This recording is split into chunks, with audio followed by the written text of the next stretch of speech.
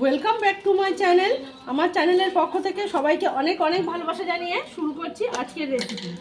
আজকে তৈরি করব ইলিশ মাছের লেজা ভর্তা।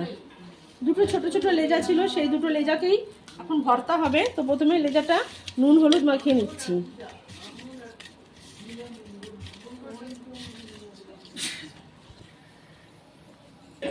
কড়াইতে দিয়ে দিয়েছি সর্ষের তেল। তেল কিন্তু গরম হয়ে গেছে। এবার সবার প্রথমে লেজা দুটোকে ভেজে নেব।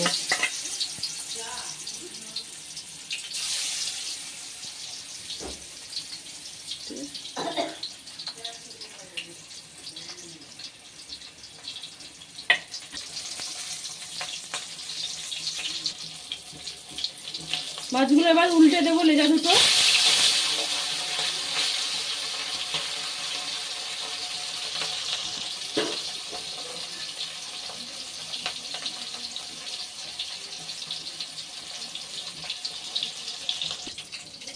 দেখুন লেজাগুলো কিন্তু লাল লাল করে ভেজে নেওয়া হয়ে গেছে। দু পিঠি কিন্তু সমান লালচে করে ভেজে নিয়েছি।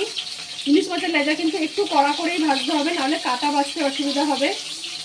আর যেহেতু ভর্তা করবো তাই মাছটাকে কিন্তু একটু লাল করেই ভেজে নিতে হবে। এবার এগুলোকে আমি তুলে নিচ্ছি।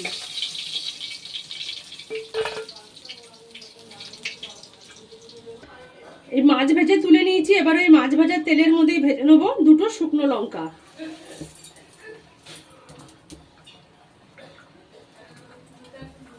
চার কোয়া মতো রসুন।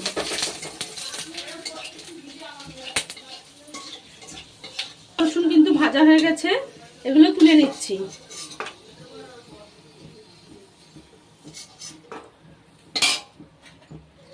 এবার এর মধ্যে দিয়ে দিচ্ছি একটু পেঁয়াজ।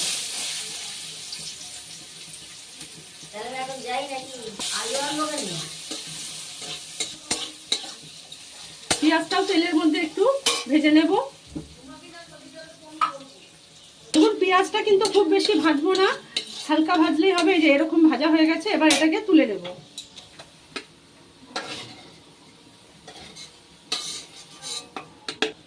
কড়াইতে যে এই মাছ ভাজা আর পেঁয়াজ ভাজা যে তেলটা আছে, এই তেলটাও কিন্তু আমি একটা বাটিতে ঢেলে রেখে দেবো। এই তেলটা পরে কাজে লাগবে।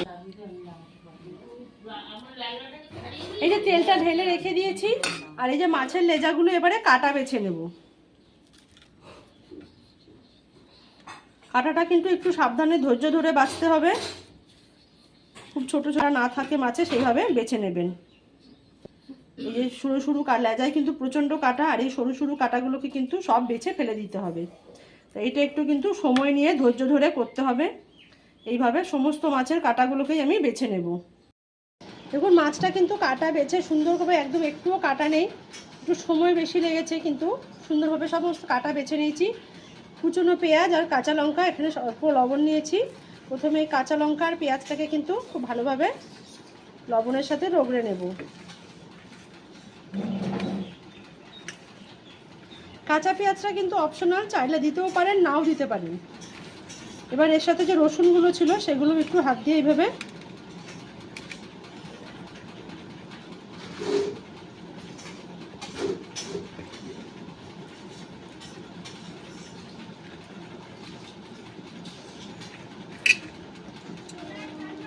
এবার যে দুটো লঙ্কা ভেজে রেখেছিলাম সেই লঙ্কা দুটো এর সাথে মেখে নেব।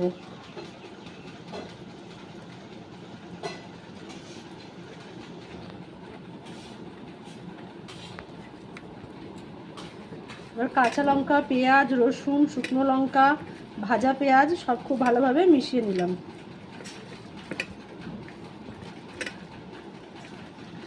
এবার মাছ দিয়ে এটাকে মেখে নেব।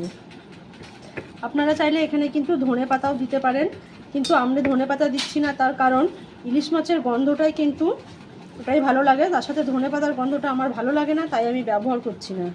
এখানে ইলিশ মাছের সেন্টটাই ভালো লাগবে, তাই এইভাবেই রেখে দিলাম। আর যে মাছ ভাজার তেলটা ছিল একটু বাটিতে তুলে রেখেছিলাম, সেই তেলটা এবার এর মধ্যে দিয়ে দেবো।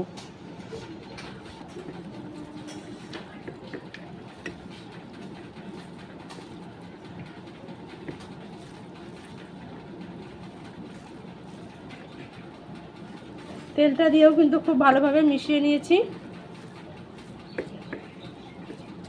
তৈরি হয়ে গেল একদম মুখরোচক ইলিশ মাছের লেজা ভর্তা।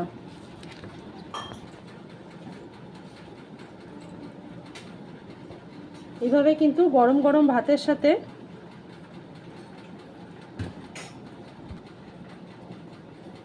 উপর থেকে দিয়ে দিচ্ছি মাছ ভাজার আরও একটু তেল।